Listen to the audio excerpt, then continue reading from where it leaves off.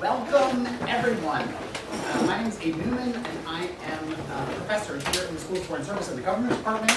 I am the director of the BMW Center for African and European Studies, and today I am thrilled, ecstatic, to be celebrating this amazing work by Liz Liu, who is a professor in the business school here at Georgetown. She has been working on e-commerce, digital politics of China for the last several years, and it is, I think, this book that you will see here, which if I was on Amazon, I would click buy now, is really a triumph. And so I recommend it to all of you. We are going to hear first from Liz about the kind of the core ideas of the book. And even though it is a triumph, I have my own questions about it. And so then afterwards, we will join up here for a moderated discussion where I will prod and poke about my interests and questions about this topic. But I do think, if anybody that is alive today, we have to recognize that the world, the digital world, is pretty much at the core of where our economy and politics is going. And so if we don't understand it, we're fooling ourselves. So to help us understand that, I invite Liz up to the podium to give her presentation. Thank you so much, Abe, especially for the very kind introduction. Abe's work inspired a lot of my research, and my research also benefited hugely from people in the audience. So I really look forward to sharing with you my research and also the book. So my book actually looks at the world's largest e-commerce market. Let me just tell you briefly how I got interested in this topic, because I was trained as a political scientist, but at the time, except for people like Abe and very few people haven't really paid attention to the politics of technology. So this is like 2013, when I was a PhD student. I was trying to search for my doctoral dissertation topic. And at the time, a lot of research about China, especially the internet, is about censorship, Great Firewall, all of this government control. But a trip to a small village in China really changed my prior and thoughts about China's internet. So I went to this small village called Wantou. The village is very poor and known as the village of beggars. Local peasants specialize in straw plaiting, which could barely support their livelihoods. And in 2006, several returned migrants started to sell these plaited handicrafts online, one of China's largest e-commerce platform, Taobao, and began to make a lot of money of this. And other peasants quickly followed. And when I visited this village, the number of online stores that's run by the passengers is already larger than the number of households, because some of the households run several stores simultaneously. And the change was so big, so substantial. They changed everything in the village, including the walls. If you know anything about the Chinese villages, you would know that they actually have I think Kristen would know this very well as an expert. They usually have this village walls will have all of these government policies, propaganda on the wall. And this one is about one-child policy, how good it is to just have one child. But at the time, this kind of one-child policy, paintings have been already replaced by e-commerce advertisements, such as running around for a living away from home doesn't beat selling on Taobao.com at home. And peasants were very happy about the change. So the rise of e-commerce villages like this. So this is a village that transformed from the village of beggars to an e-commerce village. This is only one of the demonstrations of many important changes in China. If you look at this figure here, you can see that basically in 2003, China's e-commerce market was like nothing. But right now, China has become the world's largest e-commerce market, with sales larger than US and UK combined. And also in this market, it's amazing that every day, you can think about this, it's on average 300 million parcels delivered related to online transactions. And even though China, in terms of consumption, the global share is about 15%, I think 13%, but close to 50% of the global online retail sales take place in China. So that's a very amazing development in e-commerce. And also, I have to say that e-commerce is not just about e-commerce. It has triggered a lot of social and economic transformations in China. For example, you can see that it has triggered some of the applications in robots and drones to sort and also deliver the packages. And also, it pushes China towards a cashless society, which is so impactful that if you're a bagger in China, you'd have to adapt to the latest tech development. You have to have a QR code. Otherwise, people will have no cash to give to you. So that's also like beggars have to adapt to that.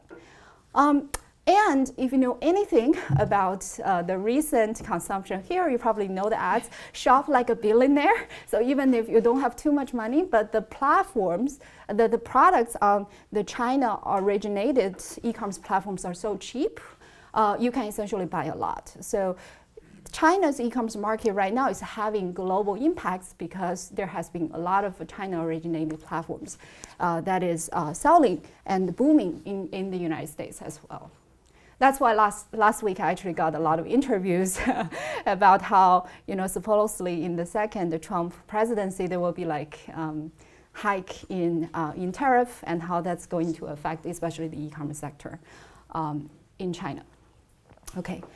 However, I think writing this book, what really intrigues me is that this market is not just about e-commerce. It is actually, you can see the e-commerce market or it's a length, or it gives you a very good vantage point through which you can see a lot of grand changes in the Chinese society. For example, China had to change its growth drive from state-driven investment in infrastructure and export-driven economy to something that really relied on China's domestic consumption, and e-commerce is a trigger for that. So it's very important for China's economic transition.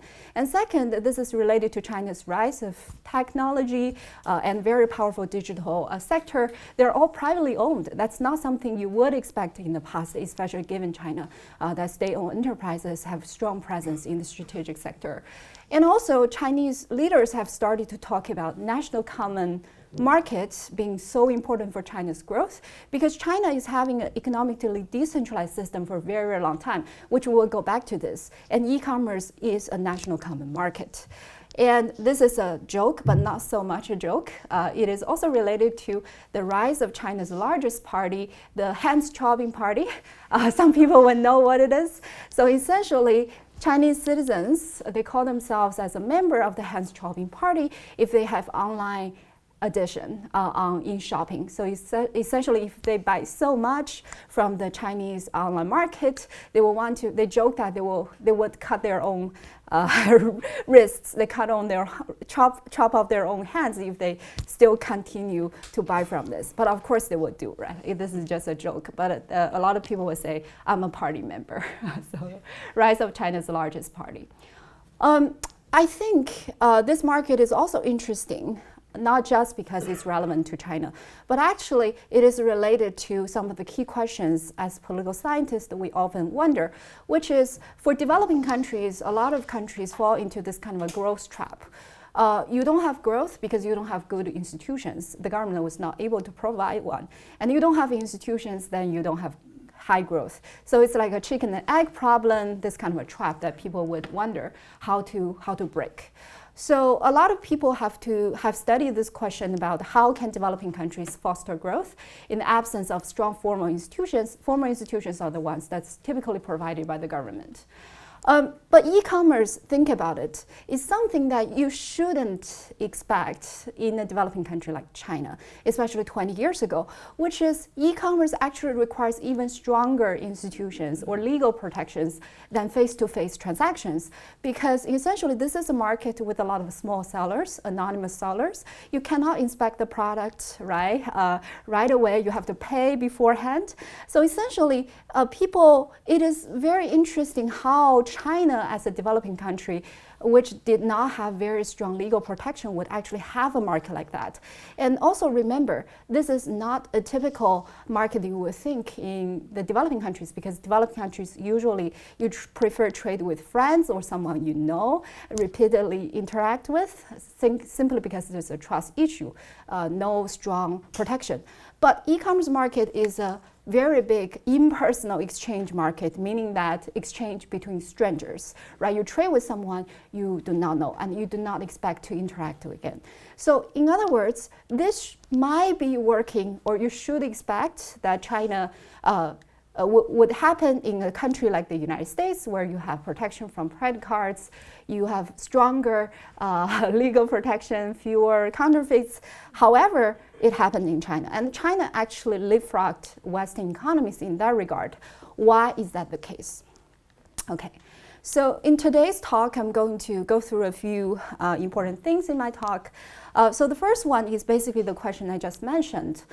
Essentially, where do this, as I said, e-commerce requires very strong institutions to support the market, but where did these institutions come from?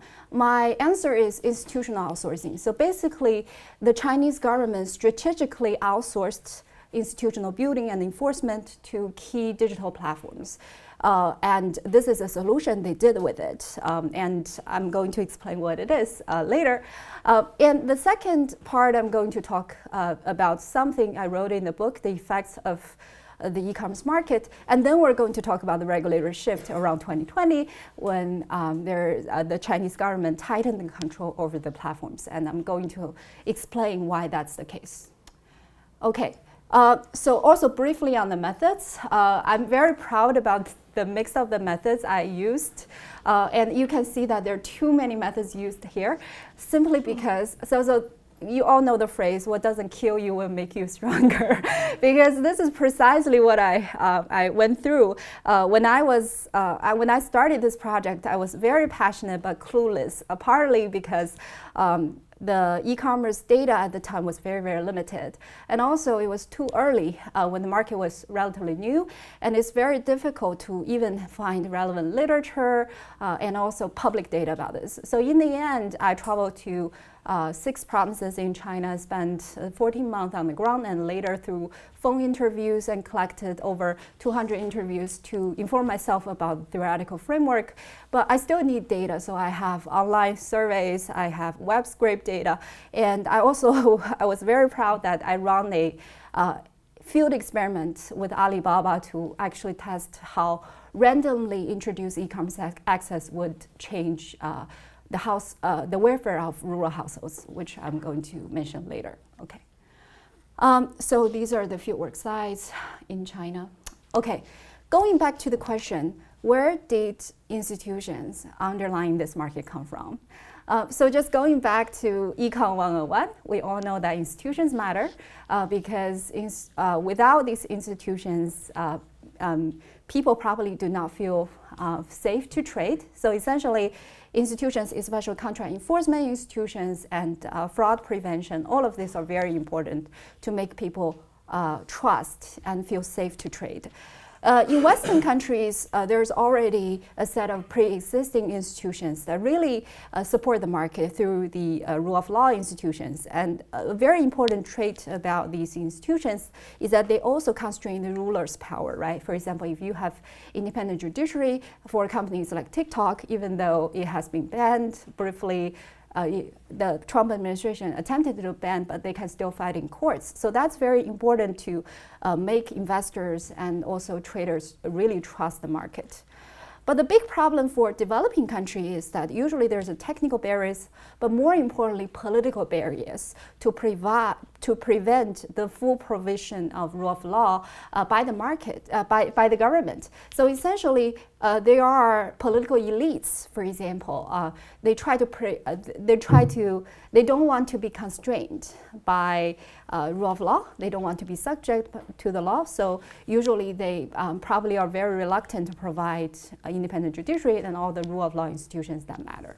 So the problem for a lot of developing countries is that you don't have very strong formal institutions, and that becomes a problem for development. But the very interesting part about China is that China indeed doesn't have very strong formal institutions, but nonetheless have a very high growth for several decades. So what was going on? So the key idea here is that usually there is a model to explain that, which is called competitive federalism. So essentially, China is not a federal state on paper, But China has essentially, the central government outsourced a lot of economic functions to the local governments and incentivized the local governments to compete with each other. So that's where the competitive federalism come from.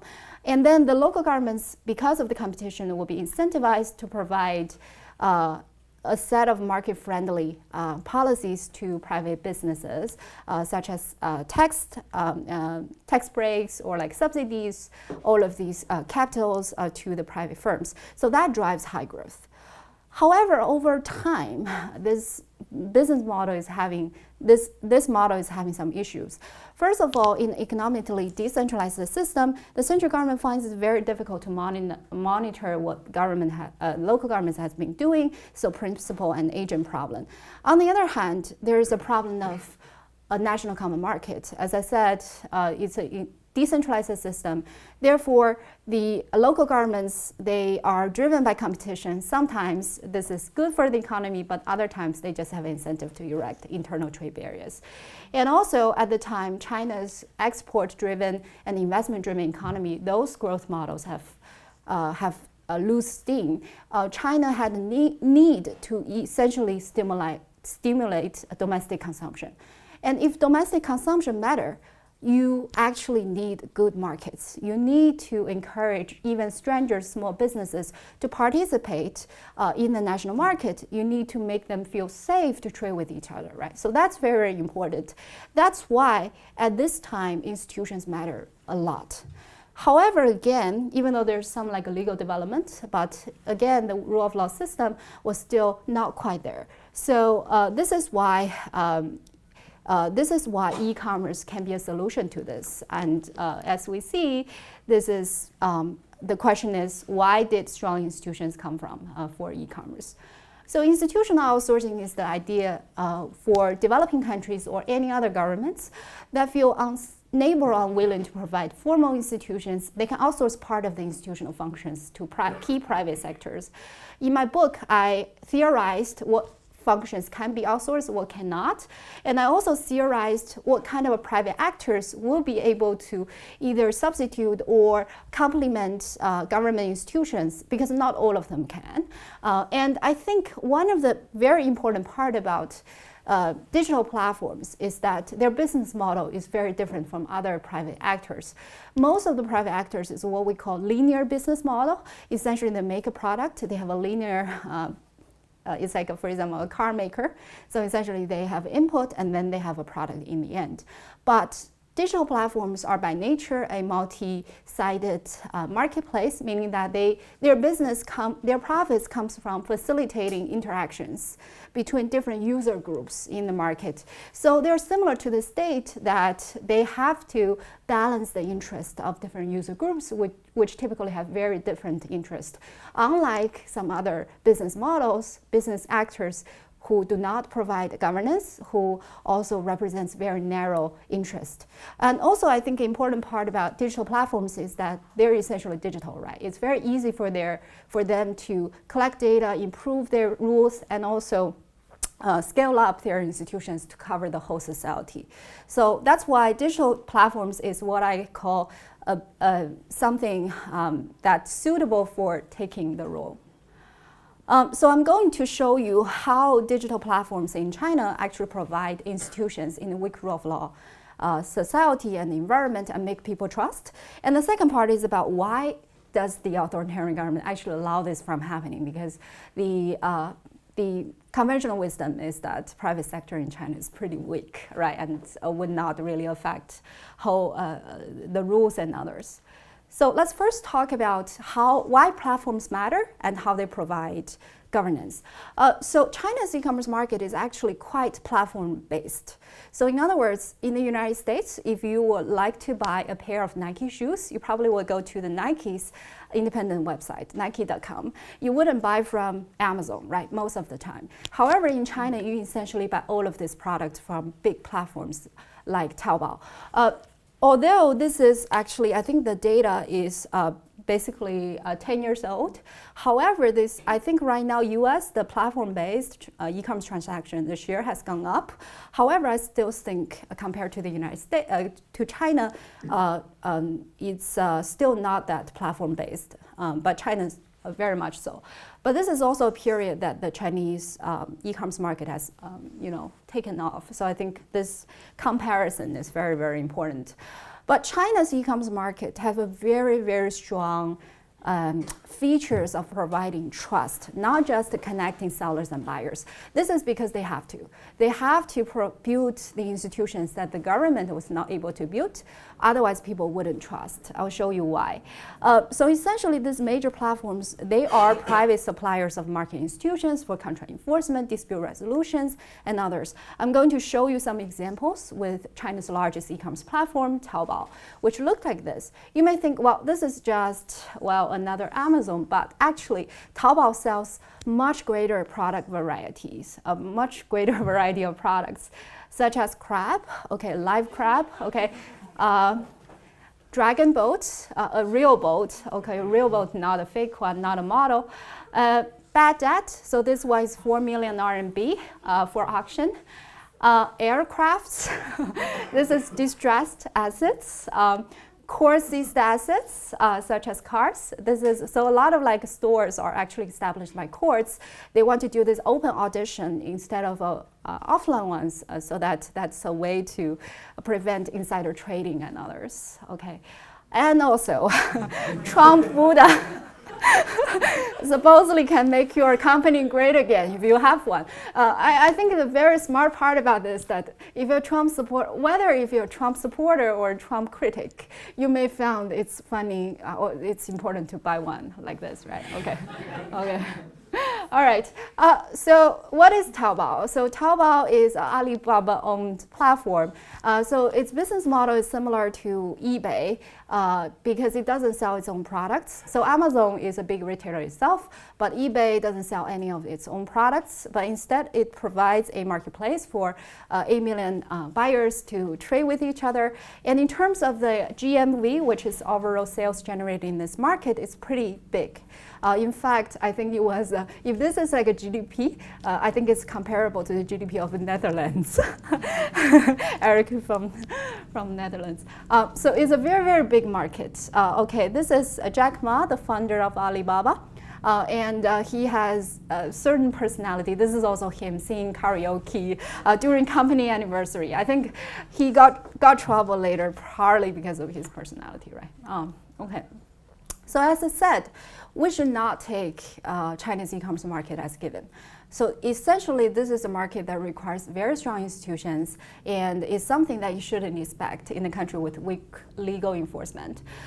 In the book, I actually have a very detailed chapter about how platforms solve the problem, provide institutions contract enforcement, fraud prevention, and dispute resolution. For example, Alipay here is essentially something similar to PayPal, but it has a compulsory escrow system in it. So essentially, for something like PayPal would not work in China because it's not strong enough to provide enough trust for sellers.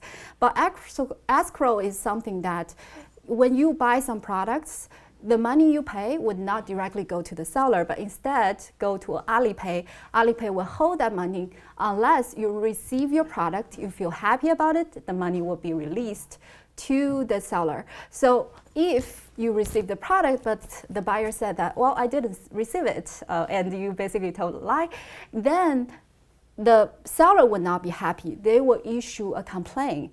So the money would not go back to the buyer. Either. So that kind of escrow system is very, very important to facilitate trust because it enforces contract in a weak rule of law environment. And actually the introduction of Alipay really triggered a growth of e-commerce transactions in China. And a very interesting online institutional innovation is also this introduction of online jury, essentially. But in China, they don't call it jury, they call it public assessors. So essentially, you have millions of jurors, which will randomly draw from a system. They're also users, they're experienced users. They have to have a good credit score in order to enter the system. And also, the system will randomly draw 13 jurors from over 2 million. And usually they will basically look at the disputes between sellers and buyers. For example, sellers and buyers may not agree with some of the stupid claims could be, well, this cloth is not red, it's pink. So that's some of the typical dispute they have. And then the jurors will review the evidence, for example, chat history or like a product receipt, and then they will vote. So whichever side that gets simple majority vote will win the case. So essentially, this kind of an institution was started with Alibaba's Taobao, but later was actually used by a lot of other platforms right now in China for self-governance, for especially users' participation. So it's very interesting that Amazon here, right? Here you have elections, but here you cannot vote on Amazon. But in China, you actually have some like a semi-democracy, on the platform. And also importantly, institutions have to be enforceable. And it is enforceable because of the Alipay's escrow system, right? You don't get your money back unless you resolve your disputes. And also, some of the rules are adaptable to the changing needs of the users because users can actually vote at the House of Representatives for rules. This can tell you this is definitely an old advertisement. Yes, it's 10 years old because you see that this company, Chinese company, is using a US Capitol building, Capitol Hill, to lure people to vote. So here it says like, to make a rule, you have a voice. That's what's there on the banner. But this is also interesting to see that actually in China you can do this, but in the United States, we don't get to vote for Amazon's rules. Of course, there are a lot of limitations. For example, fake reviews that really harms online institutions. I'm happy to talk about more limitations for that. But I think the key point here is that it is not a perfect solution to all the market problems, but it is a expedient, it's a politically feasible solution to institutional building. That's how I see it. So I just told you how platforms provide institutions, but then the question is, why does authoritarian governments even do this, right? Allow this from happening. So I see that there are two forms of outsourcing. One is de facto outsourcing, which is that the government do not really do anything, but they simply acquiesced what was going on with the platform. By the way, it's important to know that the government actually know what's going on. Actually, that's the case. It's not a lack of information. It's intentional, it's a deliberate inaction on the government side. And the second part is what I call de jure outsourcing. So here you have the government explicitly endorse the platforms or even sign contracts with the platforms to outsource functions. I'll give you some examples about that. The first part, de facto outsourcing, is actually very, very important and kind of amazing, I think, in the Chinese context, in an authoritarian country where state intervention in the economies can be quite frequent. So I see one of the things that I ignored from our discussion about the rise of Chinese economy is that the conventional system of wisdom is always people see that the people always care about what Chinese government has done. Okay, industrial policy, proactive support to the private sector. However, I think there's another side, which is the government's non-doing, which is kind of ignored. Because we should pay attention to places where the Chinese government can surely regulate, but intentionally do not regulate. I have a lot of interviews that supports that. Because compared to industrial policy, that government gives out land, capital, and everything, this kind of a strategic non-regulation gives out autonomy to private sector, which is quite important. So this is not because the government do not know there's a tax evasion in the e-commerce platform. They know that, for example, a lot of e-commerce sellers did not register with the local governments. However, they just let it happen, okay? And they delayed the regulation in this in this area. I also think it's important to know that this is part of Chinese philosophy, Taoism, right? Because this is old Chinese philosophy saying that practice nothing and everything will fall into place, meaning that sometimes the government's intentional inaction actually leads to very good outcomes. This also happens in the United States. You think, well, this is very typical, right? Government is limited and everything. But in China, this is actually a part of the Chinese government also does, but researchers pay less attention to. This is some of the evidence for that. There are many more in the book. But one thing I want to mention is that I went to the field, I asked basically a seller, so what kind of support do you want the government to give you? Because at the beginning I also have the mindset that this is all about government's support to the sector. And his response was, no regulation is the best support. And also, another example is Alipay I mentioned, which is the very important online institution, but actually it was illegal when it was launched. And it was very risky for Alibaba to actually launch that product. Jack Ma, the founder, had to persuade his employees saying that if there's someone who needs to go to jail for that, I will go to the jail. So let's just launch the product. Otherwise, our business could not survive.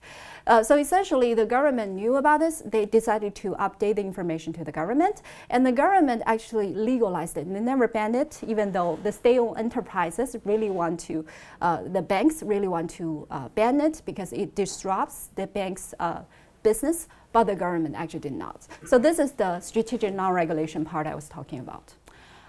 De jure outsourcing, there's so many examples about this, and in my book I have summaries about all the major, just a very small subset of the collaborations between major platforms, not just Alibaba, major platforms and different levels of the government, central, local, all of them.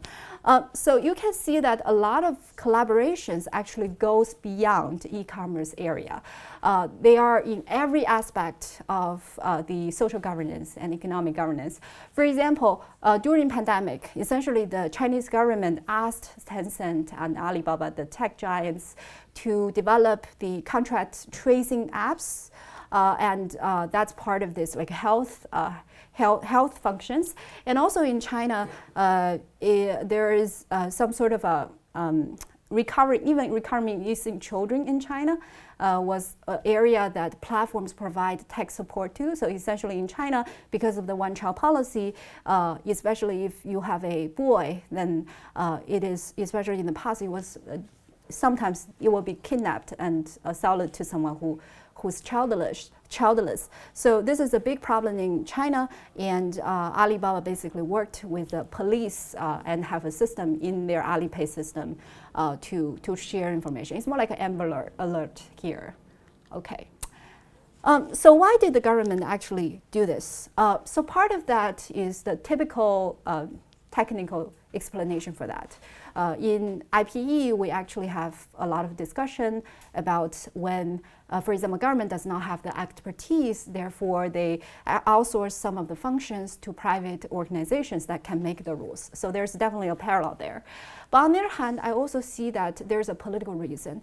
The reason being reforming legal system is very slow and also sometimes constraining. So essentially you have this kind of a outsourcing process to basically facilitate outsourcing without putting a lot of burden on the government itself.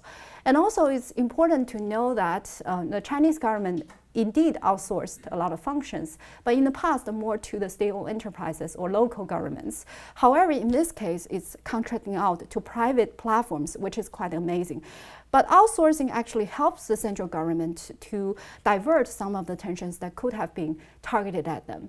For example, in China, it's probably very politically risky if you protest the government who make bad rules. But if you protest against a platform, it's actually safer. In fact, Taobao as the institution, as a company, they have gone through quite a few protests in the past. When I was doing interview there was a platform employee basically told me that there was always physical protests outside of one of the company's gates. And essentially they are sellers who issue online and offline protests, and then government can actually be distanced from this and play a mediating role between the business and also sellers and consumers. So what are the effects of e-commerce? So essentially, I studied a lot in my book, but I just want to briefly mention two. I think is quite important and interesting. So one of the areas I was paying attention to is rural development. If you go back to my earlier example, why I got interested in this area is because I thought e-commerce could be a way to bridge rural-urban divide. However, when I did more research on this, I found the message to be nuanced.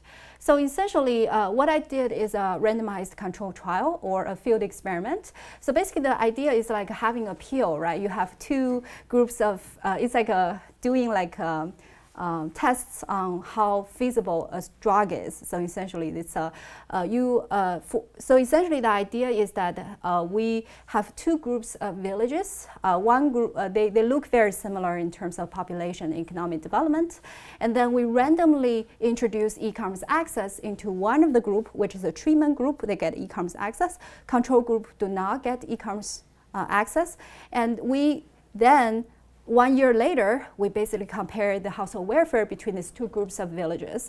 If we see that the treatment group with e-commerce access actually have higher household welfare, we know the reason or the cause of the welfare gain is e-commerce, not something else, not the pre-existing differences between the two groups. So that's the idea of field experiment. It's a very, very difficult to implement one. And we got the support from the platform to actually help us to randomize e-commerce access.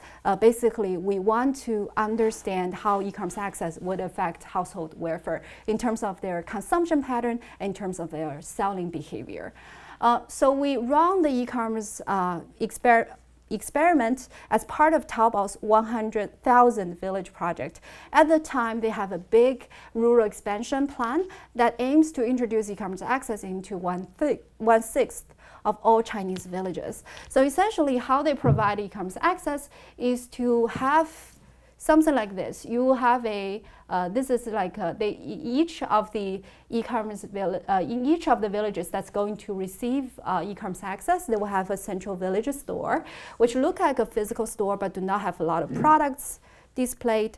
And if you walk in, there's a big monitor and screen, and also importantly, a terminal manager who's a young villager who understands the whole process, who have online wallet.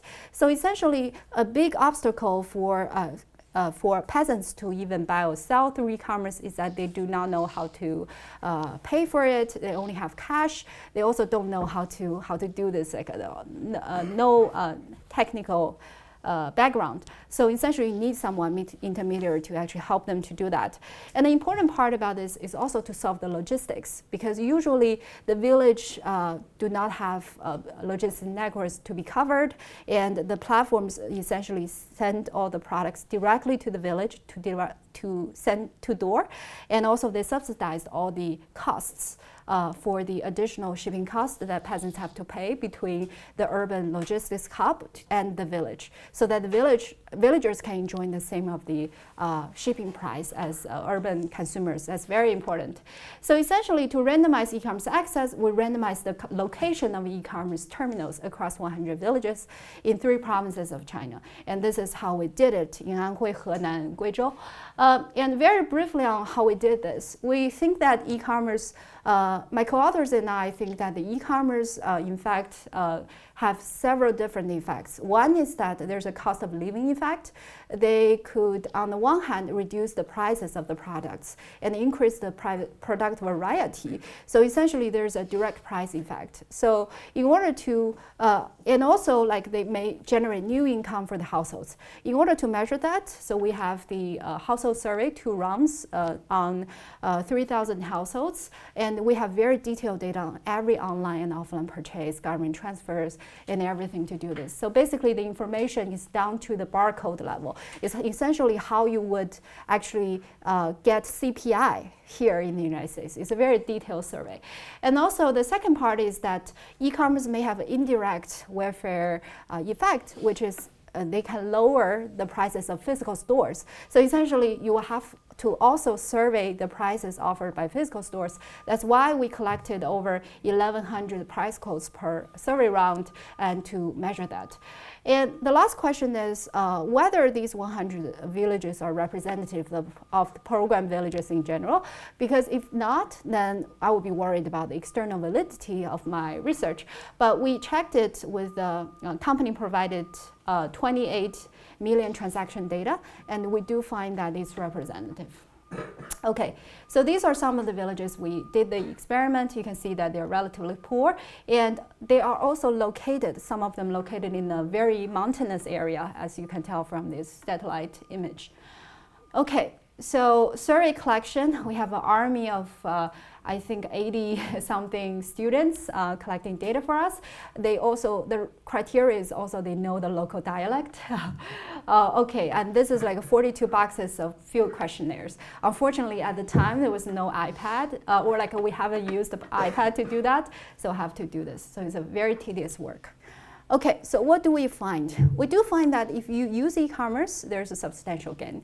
However, after 1 year, there's only a minority of the households that use that, about 14%. So essentially, because in China, a lot of young people have been out of the village. They're in cities as migrant workers. So people who live in the village was actually like old people or young people. They do not feel that attracted by e-commerce.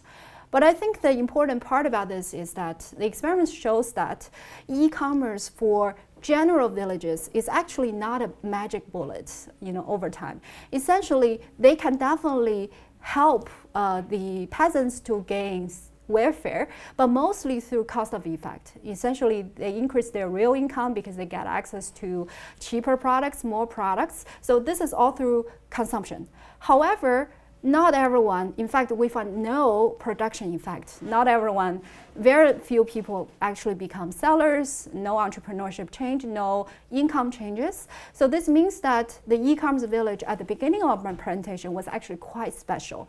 And they probably have some like a difference in terms of human capital that really have them, make them able to get the change. So this have broader implications for us to understand urban-rural development, which is a lot of people thought that rural villages are lagging behind because they lack market access. We found it's not true. Even if you give market access through e-commerce, it's not enough. We think that needs to be paired with human training or like marketing. For example, live streaming in China right now is very popular to drive sales in the rural area. I think that additional complementary kind of intervention on top of e-commerce access is very, very important. And we also find there is a strong heterogeneity in who can get benefited from e-commerce. Younger, richer households are benefiting more, and people who live in more remote villages also benefit more. So if you do the plot, it's looking like this. I think the big message for that is that we have been talking about unequal access to e-commerce internet for a while, which we call digital divide. However, in the long run, everybody is going to have access. It's just like not everyone can take advantage of the new technology. So I think we're in the area moving from digital divide to digital inequality. Our research basically shows that with this, you can still have inequality in some sense. Also very quickly going through state-business relations. I think this is quite interesting because in China, it's a decentralized system where that the merchants really have to rely on local governments to get a lot of resources. But e-commerce really provide them with national market access, meaning that they may gain some autonomy, right, from the local governments. But does that mean that there will be independent merchant group or business group? Because if you look at the history of Europe, when you have autonomous merchant group, that often means that these group of people are going to demand political rights, even including democracy. So the big question is about whether there's an independent merchant group because of e-commerce. I actually found that's not the case. First of all, I do find that e-commerce make private merchants more autonomous from the local governments. I found that compared to offline merchants, they basically have less interaction with the local governments because they don't have to. And also they have they are less incentivized to forge political ties with the local officials. I want to save more time with discussions, so I would like to quickly go through this. Essentially, I run an online survey, compare online and offline merchants. I also did a lot of checks, so the data quality is high. And one of the big things is that online and offline merchants are entirely different along a lot of dimensions. One thing I want to mention is that, which is very interesting, is that in the online merchants, actually there is 妇女 is half of the sky. Women are half of the sky. That's a Chinese saying, because 50% of the online sellers are actually women. Okay, so because in offline business environment, this is impossible. And compared with the account information data from Alibaba, it's still the same. So I think this is really worth researching why that's the case.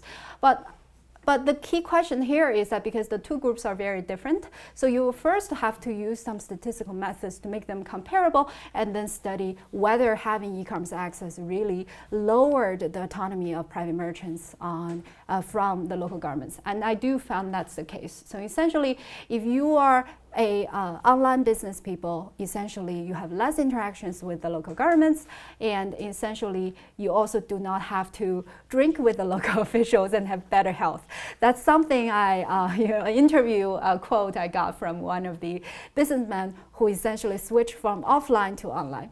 And this kind of effect can be very widespread because e-commerce is a phenomenon that not only happened in the most developed area in China, which is in the coastal area in this part, but also in less developed areas. So this is based on web scraped information, essentially aggregated to the prefecture level to see the distribution of online stores in China. You see that even back in 2014, essentially you have a very widespread e-commerce presence in China.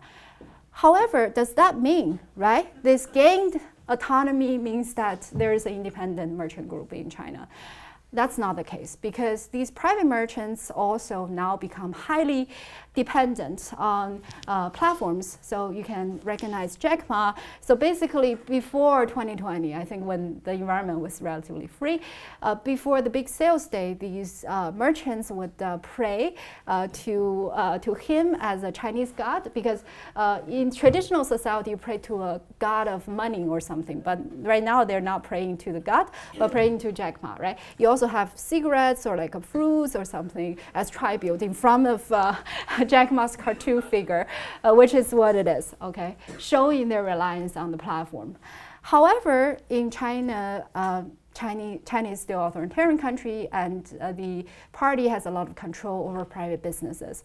So even though the e-commerce platforms have a lot of competition and bargaining power against local governments, they still have to rely on the central government. That's why the central government actually benefit from e-commerce. Even though there are some conflicts, in the long run, they do benefit from this, and they can turn platforms into points of centralized control.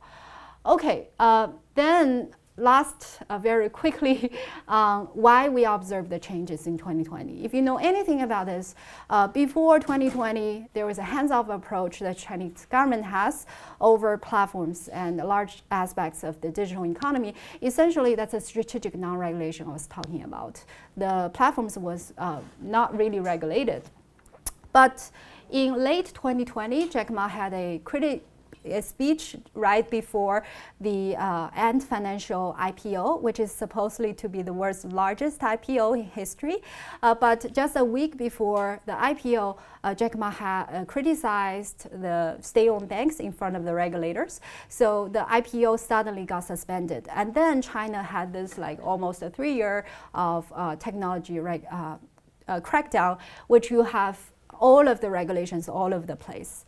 But in the middle of 2023, the Chinese government actually loosened the control again and back to supporting platforms and encourage them to lead growth and compete globally. So what was going on? Why when you have outsourcing activity, you still have regulation? In fact, ignored part is that regulation is very much tied to outsourcing activity. First of all, if the Chinese government was not confident about their regulatory capacity, they wouldn't let outsourcing happening in the first place. For example, the Chinese government actually control the internet access. They can cut it off. It's written into the law. So they do have this nuclear option, as one of the legal scholars in China told me. And second, regulation is a way to fix the problems of outsourcing, because there's always a principal and agent problem, and the platforms may want to consume commercial interest instead of entirely following the government. So essentially, what was going on with the tech crackdown is that even before 2020, the platforms were having some issues by harm consumer welfare. So that's the similar issues you would see with American platforms, like overcollection of user data, privacy, manipulation of algorithms, and everything. But at the time, the Chinese government didn't basically regulate it. However, in 2020, I think the reason why the Chinese government would actually do this is because in China, unlike in the United States, you have to go through a lengthy process to actually regulate these firms. The Chinese government, they overreacted to this. And also there's very little constraints on the executive power. So once they decided to do it, they can do it very quickly. So as a result, they introduced the whole bunch of regulations and with a full force, which really led to very bad outcomes for the internet industry. You see the market cap, basically $1 trillion, I think, was wiped out because of this. So essentially, the state overreacted to this because at the time they didn't know. So the question is, why did the state overreacted? Why did we see this specific timing? Sorry, a typo here. Why do we see the crackdown happened in late 2020 and not 2023? Typo here. I think that's because of the overconfidence on both the government side and also the platform side. Because remember, late 2020 is the time when China, using very quick, strict lockdown, and then they basically controlled the first wave of COVID very quickly. So in China at the time, people can travel around freely. And in the United States, there was a lot of people who died of COVID. So basically China at the time, I think the public and also the government was quite confident in how China could address the issue. That's probably why they then feel that now with COVID it's over, let's turn to some other issues. That's probably explained why they introduced so many regulations at the same time. But on the other hand, there's overconfidence on the technology sector side, because before Ant Financial IPO, people were very, very confident because this is going to be the world's largest IPO. A lot of people from Alibaba and Ant Financial bought houses in Hangzhou, expecting that they will win a lot of money. So essentially, it's very there's a lot of optimistic feelings in the tech sector. That probably explains why that Jack Ma would ever make strong criticism on the Chinese government during that time, because he has made that remark for a long, long time, and he wasn't even in trouble during that. He thought there is an implicit contract, so as long as they help the Chinese economy grow, the government wouldn't do anything with it. So I think there was a overconfidence on both sides that led to the collision. So post-crackdown, you see that institutional outsourcing was actually stronger in some aspects. But a lot of these outsourcing will be actually through formal means, meaning contracting out. The platforms also want to sign contract with the government to avoid any of the risks of violating the government rules. But what was really reduced is this sort of the innovation or the platform's innovation on their own, which really hurts the system. Okay, so what are the takeaways from my research? I do think that the e-commerce market in China is a paradoxical market. It really reveals a developing country's digital path to development, because right now a lot of platforms probably can take some roles, not just in generating growth, but also generating governance. And in China, not just in e-commerce, you see institutional outsourcing, but in other areas, such as political areas, for example, social media companies are the ones that the government outsources censorship functions to. And a bigger message about this is that as political scientists, we've now know that government institutions matter. Also, Nobel Prize winners said so, right? But I think what really also matters is that we're in a digitized world. Right now, the firm-provided digital institutions really, really matter, right? And we interact them probably even more frequently than we directly interact with a government law enforcer.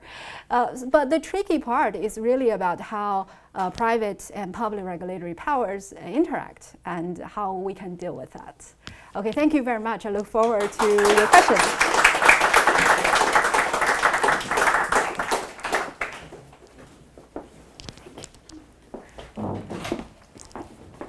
Great.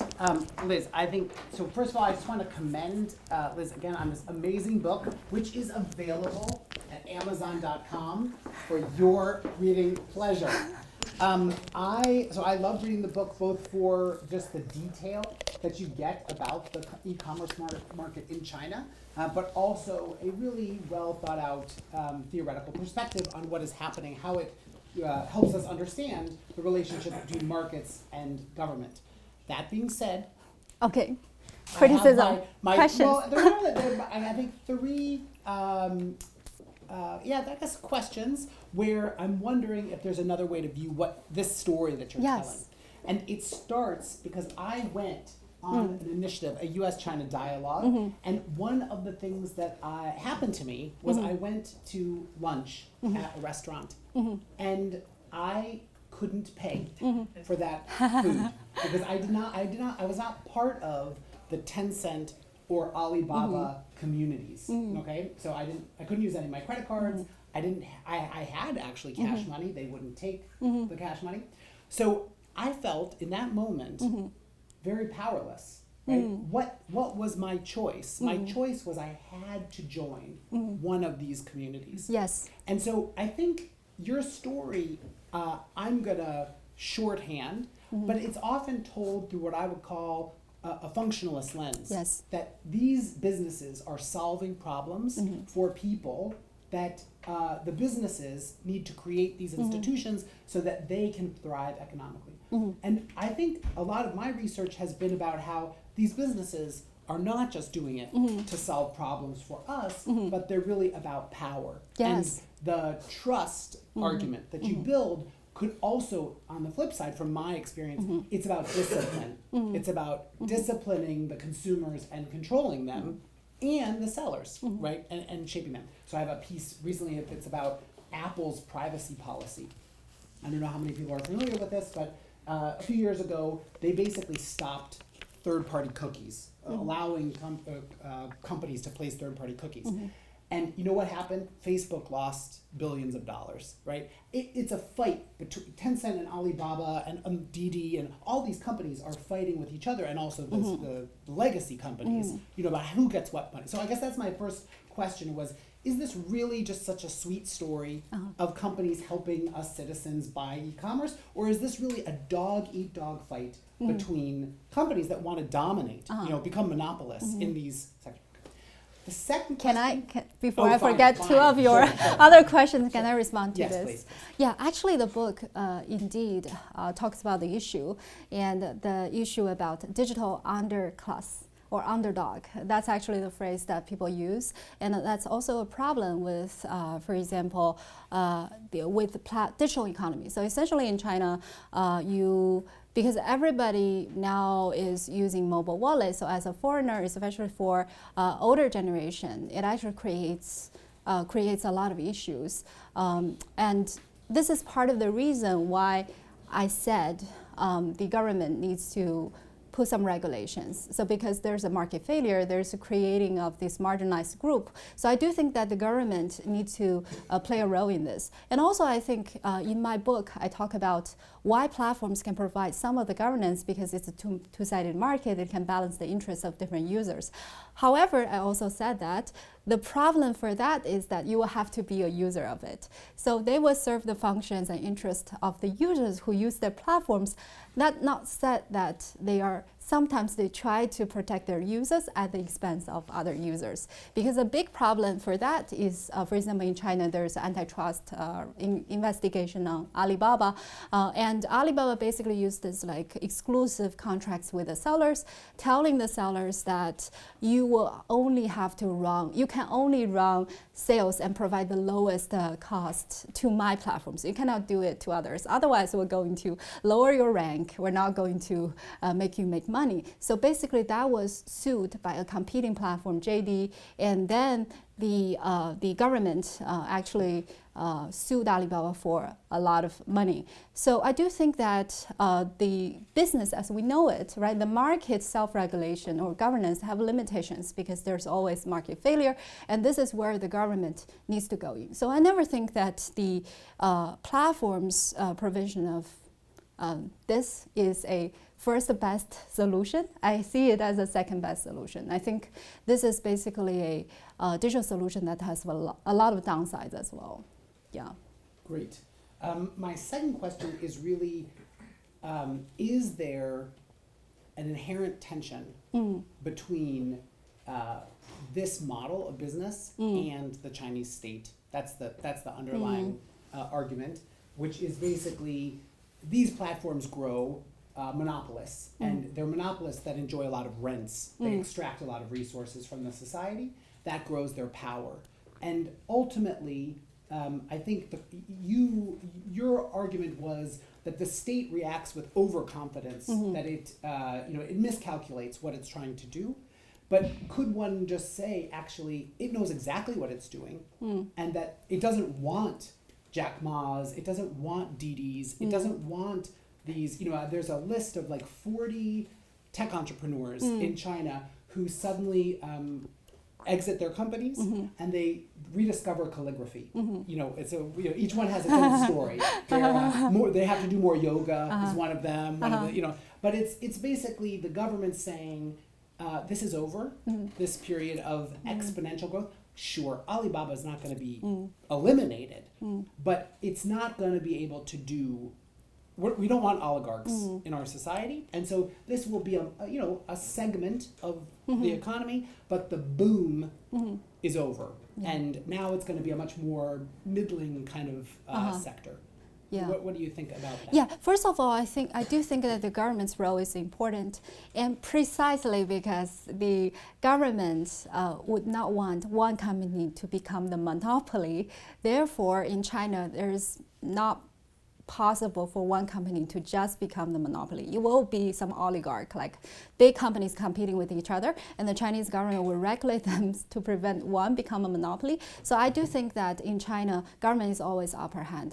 That reduces some of the concerns of the market failure, simply because in China, unlike in the United States, government regulation, if they want to do it, they can do it very quickly. But on the other hand, I do think there is a miscalculation on the government side, because last year, suddenly there has been some comments from the official media talking about the composition of fallacy. So basically, that's a phrase talking about even though each of the policies may be well-intentioned, but if you compound them together, it creates really, really bad outcomes because it shaken the market confidence. So that was going on. That was the government's reflection on whether it is right to suddenly impose so many regulations on the tech sector altogether. And it hits not just the big companies, because all of these companies, you know very well that platforms are not just a simple company. They have so many consumers, small businesses that's tied to the big platforms. So if they do not have enough of the market power, a lot of like other sectors will be affected. And it also like make the overseas investors, right? For example, investors in the United States losing confidence in the Chinese economy. So I think right now the Chinese government indeed has been recalculated what should be the proper way of regulating platforms. And I had some conversation actually with scholars in China recently. The government has asked the scholars to do a lot of research about how to properly regulate platforms. And the key right now they're trying to think is to set proper expectation about the forthcoming regulations, because I think the lessons I learned during tech crackdown is that a lot of these regulations are unexpected. That creates, the policy uncertainty creates a lot of problems for consumers, tech entrepreneurs, and business people. So I do think that it is not something that, at least right now, the government wants to see. And so maybe my last question is just, there's a bigger literature about emerging about the kind of COVID hangover in China, and the basic idea that is that harsh government intervention into the private sector, it's very difficult to restore confidence after that happens, because basically actors, like you're saying, there's uncertainty, it's hard to find credibility that the government will restrain itself in this once it's demonstrated its really ability to be aggressive. And so my concern is that even though there have been these announcements that the cyber security agency says, or the national security law is weakened, but ultimately after the COVID experience, the Hong Kong crackdown, the tech crackdown, can we really credibly believe that the government, and I just, when I talk to many colleagues in China, there's just a sense that the boom is over, that this internet-driven age is really fragile. And so I'm just kind of wondering about how much can private markets do to provide law when ultimately there's an authoritarian law in the background, and how do you see the future, I guess? Yes, so this is actually a major thing in my book, and hopefully that's a message I want to deliver to a wider public, which is a lot of people, when they think about any of the sectoral growth in China, they think about the government's proactive role in it. But as I see with e-commerce and other rapidly growing sector, it is very important that the government knows when to refrain from regulation too much of the regulation. So essentially the strategic non-regulation part is so important. So in the concluding chapter, I said that for a lot of countries, right, the big problem is that the government is not strong enough to provide all of these services. But in China, the problem is the opposite. The government is too strong, right? And basically, the tech crackdown proved that the government capacity to regulate a sector, and even in hindsight, seemed to kill its golden goose. So I think right now the big problem is that whether the government can tell the tech sector and credibly commit somehow, saying that I'm not just like helping you, I'm also not going to intervene in your business too much. So essentially practice non-doing, not just like providing all of the help to the businesses. I think it's hard. It's very hard, because the reason why e-commerce has grown so fast is because even though there was no credible commitment, there was no governments tying their own hands, but there was an implicit contract. Basically, in 20 years, government, despite all of the crazy things Jack Ma has said, and all of these innovations that was disrupting to the Chinese economy, the Chinese government preserved the autonomy for the tech sector. They didn't do it. So that kind of a implicit contract to the tech sector really helped them to explore, to innovate. But I think right now the ground is very, very fragile. So I think it takes time. So I do think it's really, really hard at this moment. Yeah. Great. So we have time now to take questions from the audience. So I would love to see hands of people. Yes, please. Hi, my name is Andy, junior at the I'm sorry, really quickly, since we're recording this, please, when you ask your questions, speak into the mic. Hi, my name is Andy, a junior at the School of Foreign Service, studying international political economy. Thank you for coming to speak to us and giving the wonderful presentation. I'm interested on your concept of strategic non-regulation and the shift that you identified in 2020 during the pandemic. To what extent do you think part of this sort of change in calculus from the government is also part of the opportunity that was seen through contact tracing, through big data, where there was a large collection of information and sort of influence, similar to how Professor Newman had mentioned, entering a restaurant required you to have Alipay or WeChat. But more importantly, it was then that you had to have, for instance, a green health code or a good contact tracing background. Thank you. Oh, that's a very, very good question. In fact, I would say I don't think it's a major trigger for that, because for central governments, they already, before this, they had a long-term collaboration with the tech companies. When I first started my research around 2013, 2014, people in the tech companies would tell me that they have collaborations with essentially all the central ministries. So essentially there is a project-based data sharing.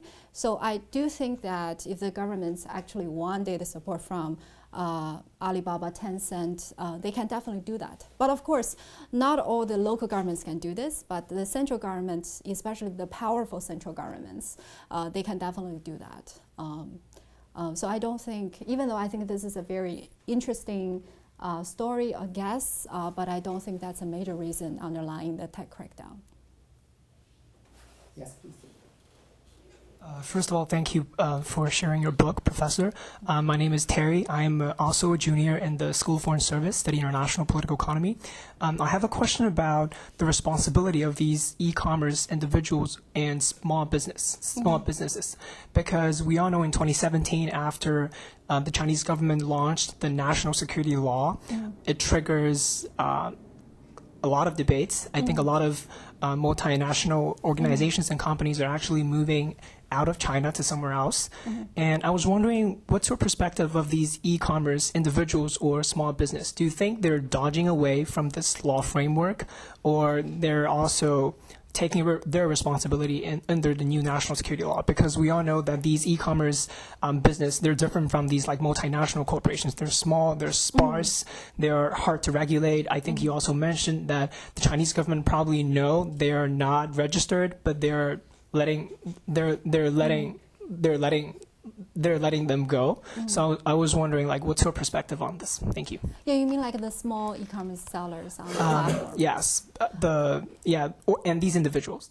Yeah, actually, I don't think that has a lot of impacts on them, simply because if you don't travel overseas, and also if you don't do business in the overseas market, this really won't hurt you in that regard. And in my interview, I never hear people really talk about this. And also because I think in China, if you see that a lot of laws are on paper, right?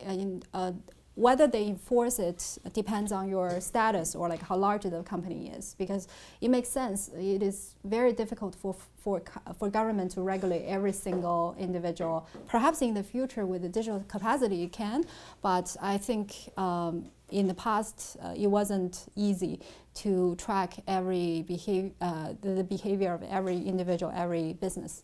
But I think the problem that I see bigger is with these big tech companies. In my another paper, I talked about the deep versus broad dilemma, which is the idea that for a lot of major tech companies, in order to reduce political risks within China, you will have to you need to establish a deep tie with the Chinese government. However, this deep collaboration with the Chinese government would hurt you global overseas expansion, because the overseas regulators, like US regulators, will see you're too close to the Chinese government. You're probably collecting, Chinese citizen data and hand it over U.S. citizen data handed over to a Chinese government. So that will increase their overseas regulatory risk, as we see in TikTok, right? So I think for bigger companies, that's a larger issue. Please.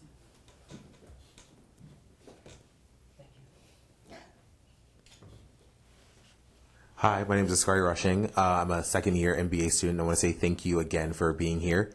I was wondering about e-commerce. Mm-hmm. So oftentimes with these platforms becoming so large, you could say they're becoming a sort of monopoly, which would often be seen as a market failure. Yeah. But in this case, because of the work that they've done to actually seem to create markets, would you say that this is a type of market failure that's coming, or would you not say it's a market failure with this potential monopoly that's coming with these large e-commerce platforms? Yeah, I feel like it's a question about too big to fail, right? Like usually when the market hasn't been consolidated, when the market still is in the process of rapid expanding, they probably will respect users. They will try to provide very good institutions. But the market failure becomes a bigger issue when the platforms become too big and started to not respecting consumer interests and others. I wouldn't say that that a platform definitely means market failure. I think it only creates market failure when it abuses its market power and do not respect a lot of consumer interests. Yeah. I'm just gonna see, maybe all the way in the back.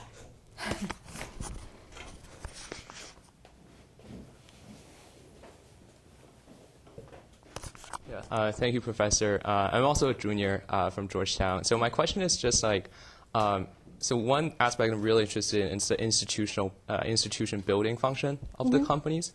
And I can just imagine a lot of other countries, like other than China, like for example, like Africa, they don't have like strong institutions. Yeah. But sometimes, for example, if we can imagine like Alipay going to Africa and kind of like building their credit score or like building their kind of financial institution. So I just wonder how kind of exportable this model is. Do you think it's like a Chinese model that can be like exported to other countries?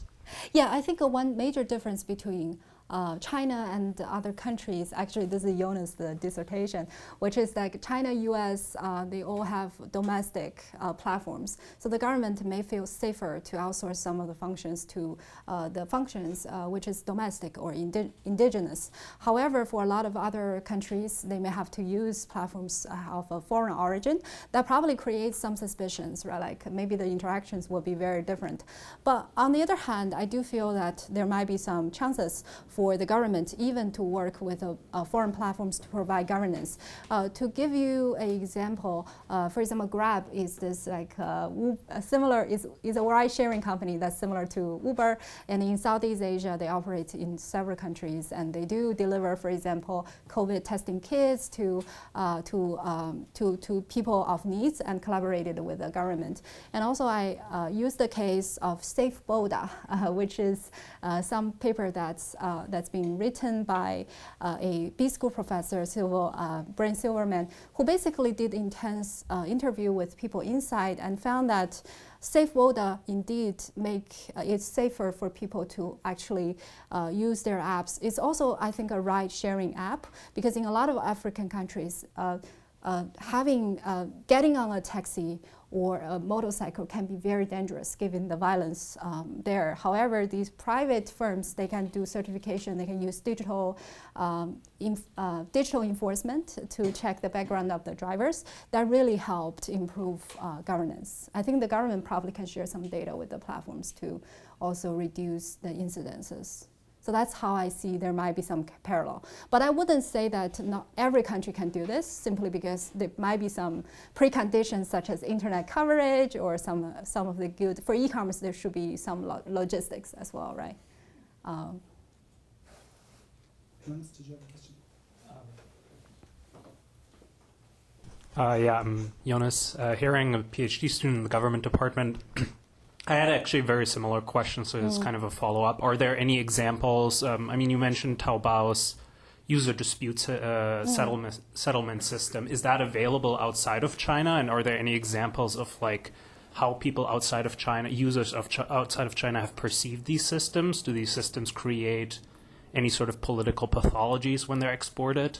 I actually don't know, and I hope I hope there will be sort of a diffusion of the institutions, because I do think that's quite innovative. And in China, it first started off as something that's used to resolve online selling and buying disputes, but a lot of social media companies started to use that. For example, Tencent. Tencent is a content creator. They have articles on their social media, but sometimes people use this, they call this article washing behavior, which is they steal the idea of an author, but they use ChatGPT or whatever, paraphrase it and make them own. But it's very difficult for Tencent to judge whether this is really article washing. They just ask the users to judge it. So that's also a use of sort of a voting system to address different issues, which I think is quite interesting. So Liz, I want to probe you on several times during the conversation in the book. You have mentioned or talked about antitrust as something that is happening vis-a-vis these companies, and I'm very skeptical. Okay. Because, or what is actually happening? Because it's a non-market economy, and there are lots of spaces in the Chinese economy where political decisions are being made to privilege different firms. Yes. State-owned enterprises, there's lots of monopolies, there's lots of, like, I think your survey experiment in the rural area shows that a lot of citizens are not getting the cheapest goods to things because there's disruption that the state is manipulating about, you know, production targets and all different types of things. And so when the state says, Alibaba or Tencent or Didi, you're violating, you know, unfair something. When I read your work, it seems like you take that as that's true, or that it is apolitical what they are doing, that it's a market failure. But it's a system that's rife with market failures. And so the government is then making choices about when to resort the resources. And so I'm just kind of, if you could just, like, from your experience of talking to these different people and, you know, what is antitrust in China? I just think it's so crazy. Yes, in my book, actually, I think it's a combination of both. It's for sure there's market failure, but on the other hand, there's a political consideration. So basically, the antitrust case, which I talked about, it's called either-or restriction. So the case I mentioned that Alibaba would would lock some of the sales onto their platforms. Basically, if you can only provide the lowest price on my platform, not others. So that's definitely antitrust. I think, for a matter of fact, it's not something that's really legal, right? However, I think the issue is JD sued Alibaba back in 2017. So that's in the period I call strategic non-regulation. And basically the case, the government did not really hear it until 2020. Later, when there is a change in their regulatory stance against these platforms, then they concluded the case. I don't remember, is it 4 months or 6 months? Compared to the United States, which the antitrust case against Microsoft, it was like 11 or 13 years, right? So this basically means that there is a combination of political consideration and also something like a market failure. So when the government sees this is functional and this is helping the Chinese government, they're okay with all of these violations of the rules and others. But on the other hand, when they decided, right, there should be regulations and they changed their position, of course you see there's a stricter enforcement of the state rules. Yes, I guess that's the issue. So I've been reading a lot of, like, Megan Rittmer and Yes. her colleagues. Yeah. And basically, this group argues there's always deep, you can call it corruption or political. The Chinese system expects that there's political, you know, trade-offs in the system, and that's fine as long as the political system is okay with whatever you're doing. Yes. But whenever they're not okay, they can always find corruption, because to do business in China, you have to make payoffs and, you know, help people out, and it would just be seen as part of the everyday business. Yeah, it's a selective enforcement. Yes, exactly. Yeah. And so I kind of think the system is built around antitrust violations because it's a non-market system.